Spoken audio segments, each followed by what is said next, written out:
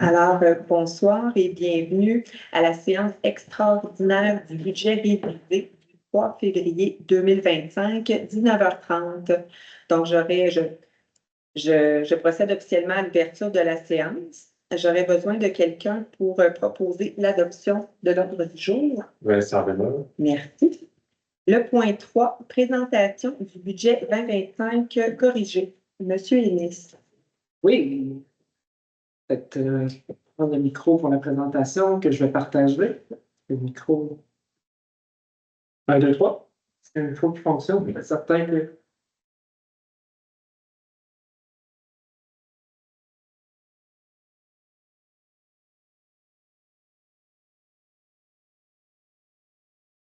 Donc, le but de la présentation de ce soir se veut en fait un complément d'information par rapport à la rencontre qu'il y a eu le 16 décembre dernier. Pardon, nous avons fait le dépôt du budget. Donc, nous devons faire une petite correction au niveau du budget et la loi nous incite à redéposer le tout. En fait, la petite correction se veut un montant de 54 000 en termes de dépenses qui n'avaient pas été inclus. Et plus que cette dépense-là n'est pas attribuable à tous les citoyens, mais seulement une partie des citoyens, donc ça aura un impact sur la tarification. Nous avons pris la décision de déposer un budget révisé plutôt que de juste assumer la perte à tous les citoyens. Donc, la prochaine présentation ne se veut pas une présentation exhaustive du budget, mais une présentation corrective. Donc, suite à cette présentation, nous allons déposer la version corrigée du budget sur notre site Internet. Pour ceux qui veulent en intégralité de la présentation du budget, on vous invite à aller voir l'enregistrement de la séance extraordinaire du 16 décembre dernier. Donc, si on y va avec les prévisions budgétaires 2025, donc, il faut comprendre qu'on passe d'un budget de fonctionnement de 10 548 500 qui représentait une augmentation de 5,1 à un budget de 10 602 391 qui représente donc une augmentation de 5,6 Tout ce qui a trait au plan triennal d'immobilisation, parce que ce sont des investissements qui sont gérés de façon indépendante au budget, donc à aucun endroit de la présentation, il y a d'impact à ce niveau-là. Donc, si on va au niveau de la présentation des revenus, donc, comme je vous mentionnais, puisque la dépense de 54 000 est attribuable à une tarification plutôt que la taxe foncière qui est applicable à tous. Donc, c'est vraiment au niveau de la tarification que les revenus ont été ajustés. Donc, on parle de 1 715 500 à 1 769 900 qui représente une augmentation de 8,78 plutôt que de 5,44 présenté le 16 décembre. Comme vous ne savez probablement pas, donc je vais vous l'expliquer.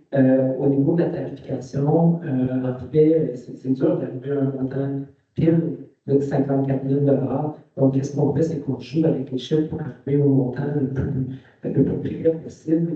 Donc, c'est certain que dans ce contexte-là, il y a un petit 500 d'écart. Donc, on a dû diminuer l'affectation sur l'accumulé qui était à 150 000 pour venir positionner à 149 491 Donc, il y a quand même une diminution significative de 32,1 Donc, on vient ajouter les totaux tel que présenté à la diapositive précédente, donc pour un total de 10 602 391 Au niveau du détail des revenus de taxes, comme on mentionnait tout à l'heure, il y a un ajustement qui vient se faire au niveau des services municipaux.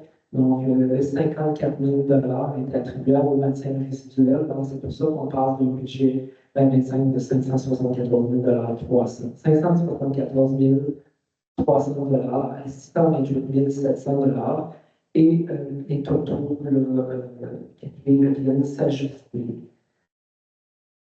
Aucun changement au niveau de l'évaluation, bien sûr, parce que c'est pour une donnée qui est connexe.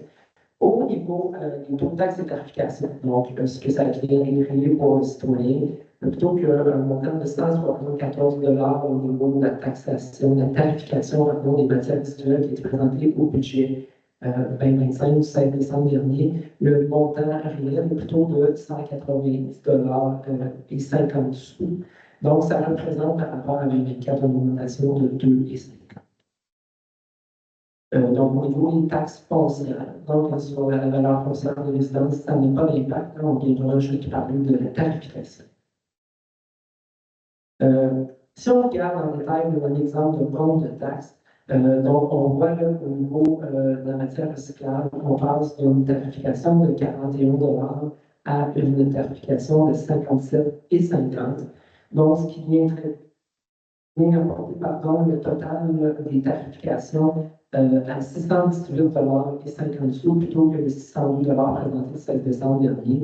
Donc, pour une résidence moyenne de 365 000 on passe d'un compte de taxe de 2 964 à un compte de taxe de 2 980 et 50 sous, ce qui représente une augmentation de 118 et 50.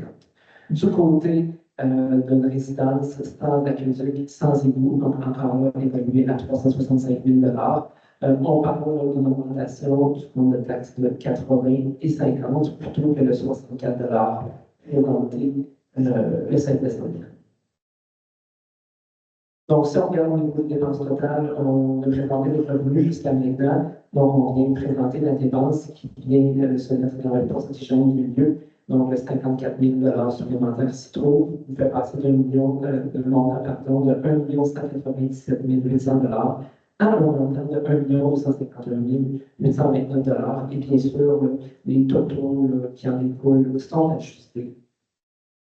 Au niveau des codes-parts, ça ne présente aucun changement.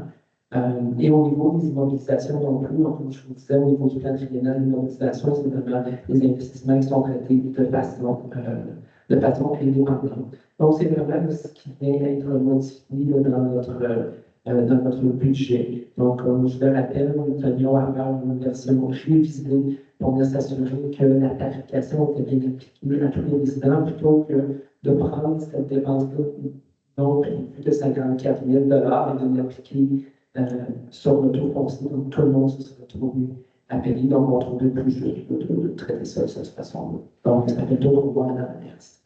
Merci beaucoup. Donc, le point 4, période de questions. Alors, considérant qu'il n'y a personne ce soir là, pour assister à la séance, on va passer directement au point 5. Donc, adoption et prévision budgétaire 2025 corrigée. Il est unanimement résolu que les membres du conseil municipal adoptent les prévisions budgétaires 2025 corrigées, telles que lues par le directeur général et greffier trésorier, M. Éric Ellis. Elles présentent des revenus de 10 452 900 et une affectation de surplus de 149 491 Les dépenses de fonctionnement sont de 10 946 291 auxquelles on augmente les autres activités financières de 584 400 et on diminue les affectations de 240 500 le tout équivalent au montant des revenus et affectations. Donc, je vais prendre un proposal. Merci. Donc, le point 6, clôture et levée de l'Assemblée. Je vais prendre le proposeur pour terminer la séance. Claude Leclerc propose. Merci, M. Leclerc. Merci beaucoup.